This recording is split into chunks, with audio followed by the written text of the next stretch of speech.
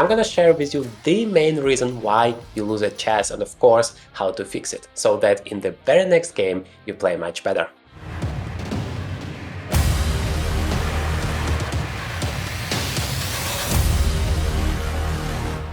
What's up, chess player, and welcome to the Journey to Grandmaster, the place where you can improve every single aspect of your chess game.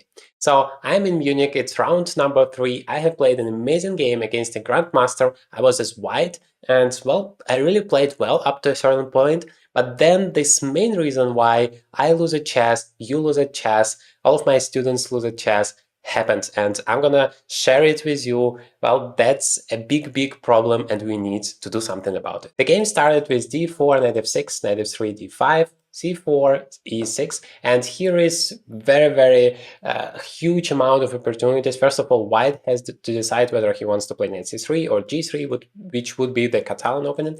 I have played knight to c3, and now there is a wide variety of opportunities for black. You can play c6, c5, knight e7, bishop e6, e7, a6, b6, take on c4, and this cute, very aggressive move, bishop to b4. This is called the Rogozin defense. Very aggressive opening. Now I have taken on d5, and then I played bishop to g5, just trying to continue my development, be active. I am white, so I need to bring all of my pieces into the game as fast as possible and as active as possible. This is the main goal of the opening.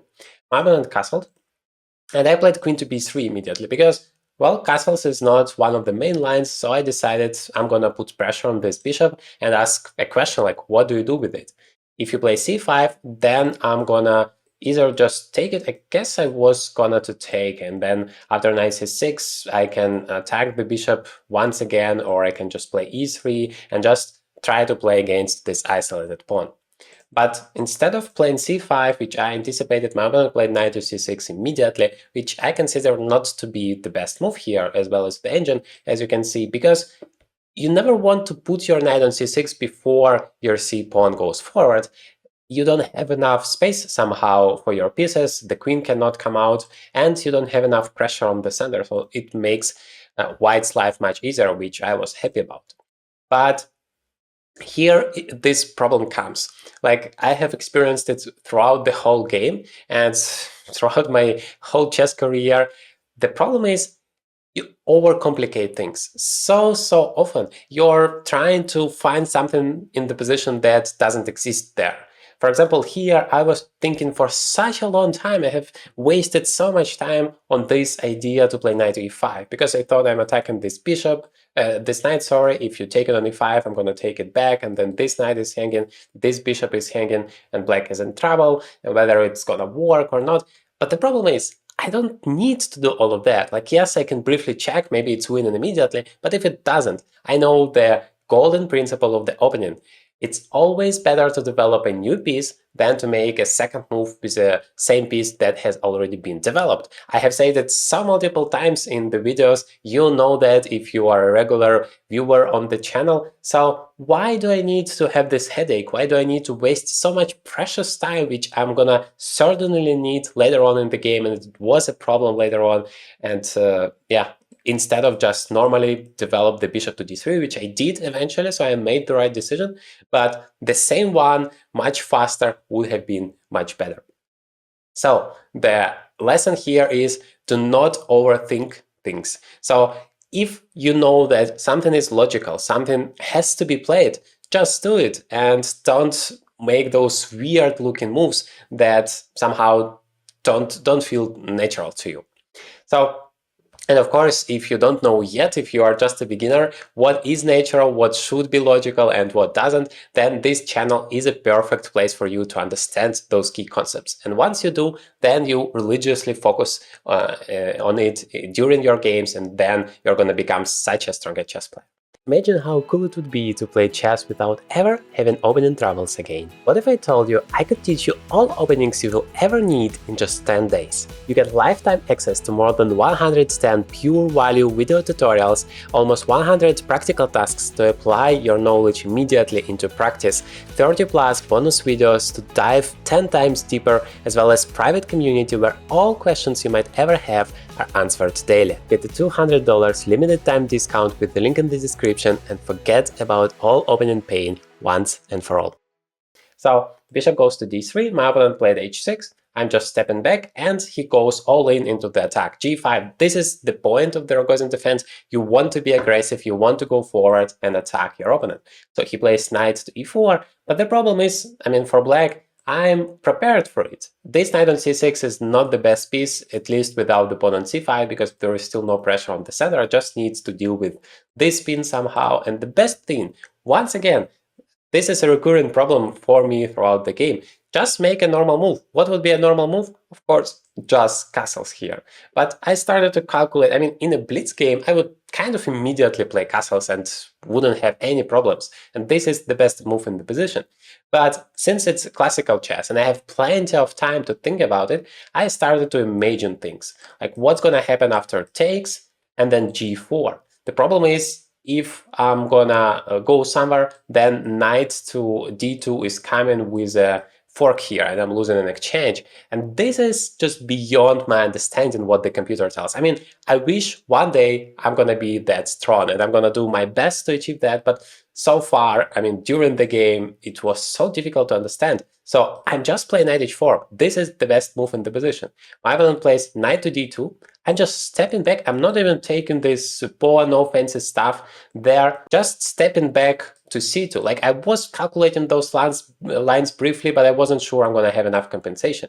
The right thing, just to step back, takes, just take the knight back, and I have a full exchange down, not even a single pawn for it. Yet the position is much better, almost 1.5 advantage for white. This is huge. Like, yes, I understand the king is pretty vulnerable here, but you don't have any direct threats. And this queen can come and help the defense somehow, like queen g5 or something. But then you strike with f4 and I don't know, somehow it's going crazy and white is pretty much winning. But I was playing against a Grandmaster. It's an important game for me, and I couldn't even imagine sacrificing an exchange without absolutely any guarantee, any certainty that I'm going to have some compensation that you can definitely see there after all. So yeah, very difficult, very tough decision here. Instead of that, I decided to force things a little bit and I played a3. And unfortunately, this move loses quite a significant part of the advantage. But okay, my opponent played rook b2, rook b8, sorry, which is once again not a great move. And I played rook to d1. For the second time of the game, I was afraid of this move castles because of g4 and knight to d2 idea. But once again, completely the same stuff happens. Queen to c2, we have this position, this structure, and once again I'm attacking, and there is basically nothing black can do about it. I'm just going forward, and even though he has a full extra exchange, white is much better. I mean, this is so complicated.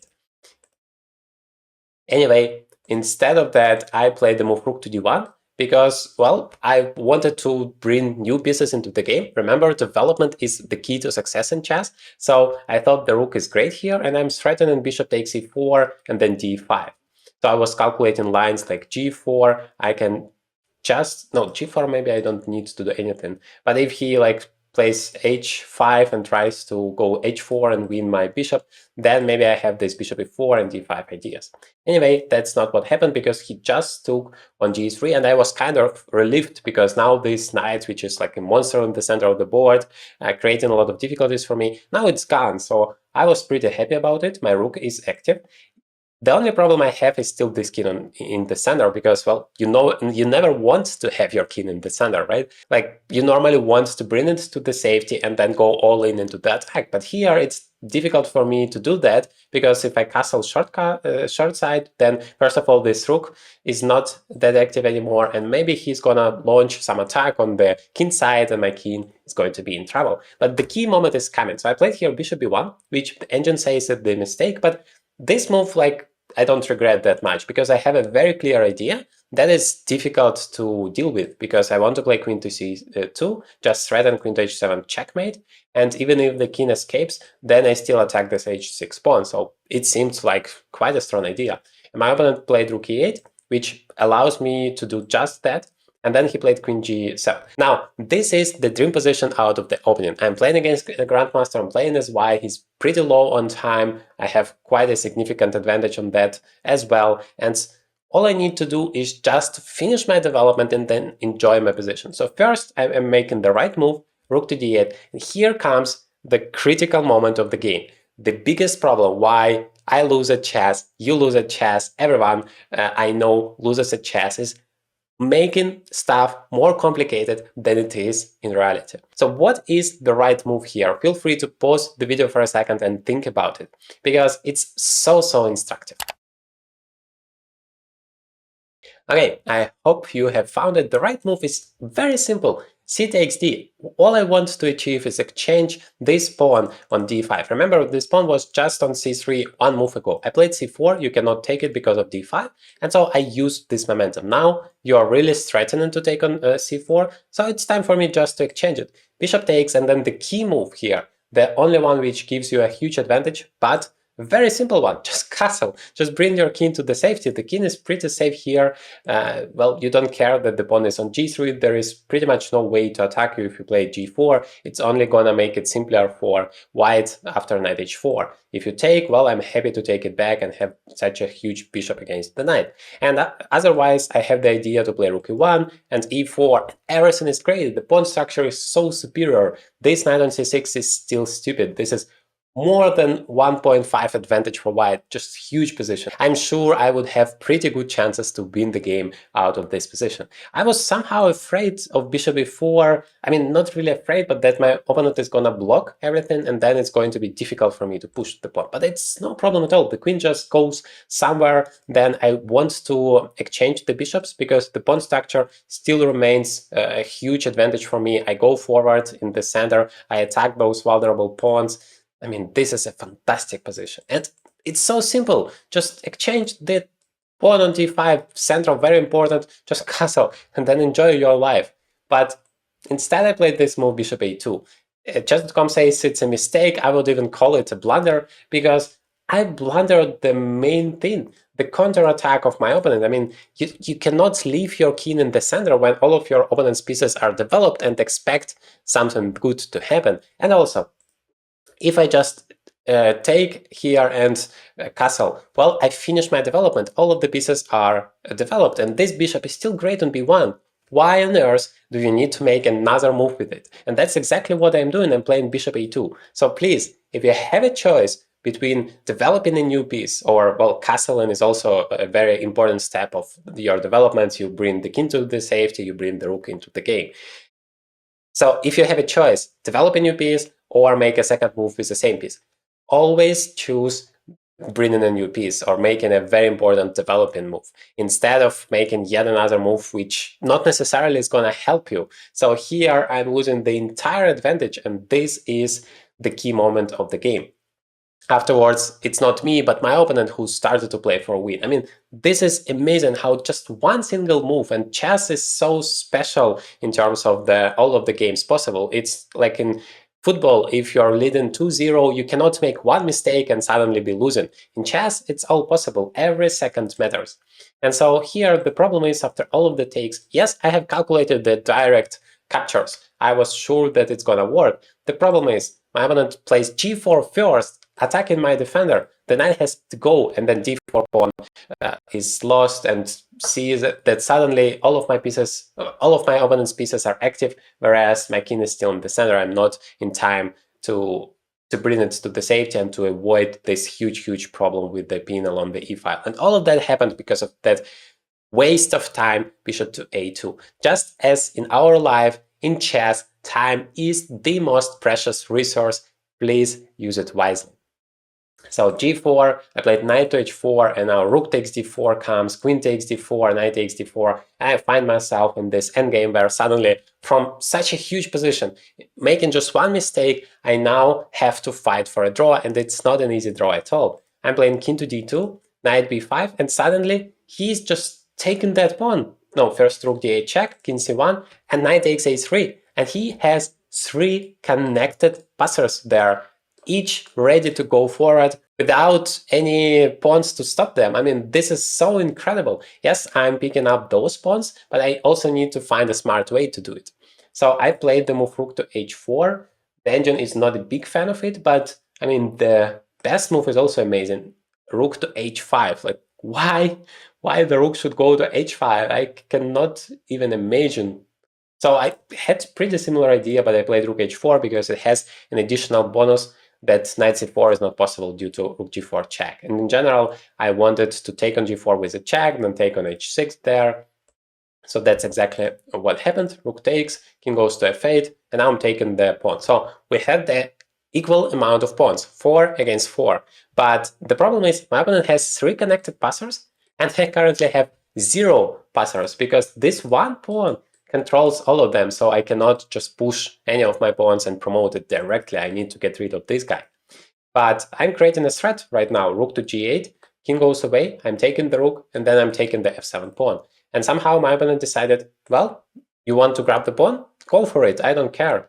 So I was very confused. I was trying to understand, like, he's a Grandmaster, obviously a very strong player. So that must be some kind of a trick here. I cannot take that pawn, but I still couldn't figure out anything better than that. So I went for it. And now we have this amazing endgame. It's knight's endgame, where I have 4 connected passers here. Well, those are doubled, unfortunately, but he has 3. So I thought, well, if I have an extra pawn, it shouldn't be that bad. My king is already in the right part of the board, hoping to stop those pawns. And so this is what happened, knight g5. Yes, my knight is still a little bit clumsy there, not in the good position, but I was hoping to get to safety, I don't know, with knight c5 or knight c3, something like that, and start pushing my pawns. But my opponent played knight d6, which was a surprising move for me. And here I had a chance to at least play for win, because if my opponent goes back, if he doesn't attack me, if he doesn't go forward, then it's just an extra pawn for me, which, well, logically must be an advantage. The engine doesn't care. He says, no matter what, it's 0-0-0, just agree to a draw and go home. But how can you agree to a draw in such a position, right? It's so crazy, so mind-blowing. But the right move, once again, feel free to pause the video for a second and find the best move. Because I played here g4, and the engine says it's absolutely no difference whether I play g4 or the right move e4. But I would argue e4 is much better. Because now if you play king to f6, I'm just playing f4, now e5 is a threat, and yeah, here you already get some advantage for black. But if I play g4, basically with the same idea, I want to start pushing my pawns. Then my opponent, he played king to f6, and I played the same stuff, f4, but here unfortunately there is this trick with knight to c4, attacking the pawn, and my king has no way to defend it. My knight also cannot defend it, so I'm playing e4, but now I was expecting knight to e3, which is also fine, but at least I have e5 there with a check, the king has to go back, and I have some initiative. Yes, I lose one of the pawns, but meanwhile I'm gonna bring my king, maybe go forward with the pawns. But my opponent makes a shocking move for me. Knight to e5. I mean, you can just capture that knight, but it turns out I'm gonna have 2 pairs of double pawns, and this is not good news. And this position is actually losing for white, because those pawns are stopped. Like, you can never promote it, the king will just capture all of them. And meanwhile, those 3 passers, they are gonna decide the destiny of the game. And I can even improve that variation by playing knight h7 check, the king goes somewhere, and then I can take, but that time doesn't really help me because I still cannot make use of those pawns. Anyway, so here I really understood that I need to be careful not to lose, because I suddenly realized there is knight d3 threat coming, and then I'm gonna lose this f4 pawn, which is kind of connecting all of my pawns. Then I'm gonna definitely be in trouble. So instead, I played king to d2 to stop that, to bring the king. And my opponent decided, I don't care about the pawns, I'm gonna just play a5. He suddenly realized it's important to push your passers. By the way, very good tip, if you have passers in your endgames, try to push it forward. And now I'm playing knight f3, now I'm threatening to take, and of course you must take on g4, otherwise you're in trouble. But I was a little bit optimistic here, playing knight to d4, because I'm attacking the pawn. You have no way to defend it, so you have to play b4. But then I'm playing knight to c6, and now if I have a little bit of time and I can grab one of those pawns, then I'm gonna really be an extra, having an extra pawn, and everything would be great, and maybe still some chances for winning the game. But yeah, actually the engine doesn't care again. He says every move is a draw. But my opponent found the simplest and, of course, the most logical solution. Just to play b3, I'm taking the pawn, then play b2 so that my king has to go here to stop it. The knight goes to e3 with a check, then it takes on g2, and even though I have two connected passers, both of my pieces are so far away. If I would be able to at least bring the king to the center and support my pawns, that would be a completely different story. But unfortunately, the pawn is hanging immediately here, and if I play e5, then the king goes to f5, knight takes, and the pawns are gone. And if I play f5, which I did, then he just plays knight to e3, and once again he just takes all of the pawns. So that's exactly what happens, takes, and after king takes f5, we agreed to a draw. So in the end, even though I have played quite a good game, at least according to the game review from chess.com, 94.1% accuracy, 2650 is the rating chess.com thinks I have played in this game, but I was pretty disappointed because I know I had such a fantastic position, and because I was overcomplicating things, because I was thinking where I shouldn't have thought, just making normal moves fast and then leaving time for the important moments, understanding that I have a fantastic pawn structure. I have understood it, but somehow I missed my opponent's counterplay, and that costed me the entire advantage, and then I had to play very, very good to at least not to lose this game. So let me know in the comments, please, whether you can relate to this challenge, whether you experience the same in your games, that seemingly the normal move is the best and you know it's the best, but somehow you're thinking about something fancy, you do that, and then it turns out to be a mistake. I'm gonna continue today with the game against the strongest opponent I have ever had in the classical chess, Frederick Swane. He is the member of the national team Germany, and that would be a fantastic game for me, fantastic experience. So wish me luck in the comments and see you in the next recap. This is the recap of the previous round. I had to deliver a checkmate with the bishop and knight against the king for the first time in my entire life. Very instructive game, definitely take a look.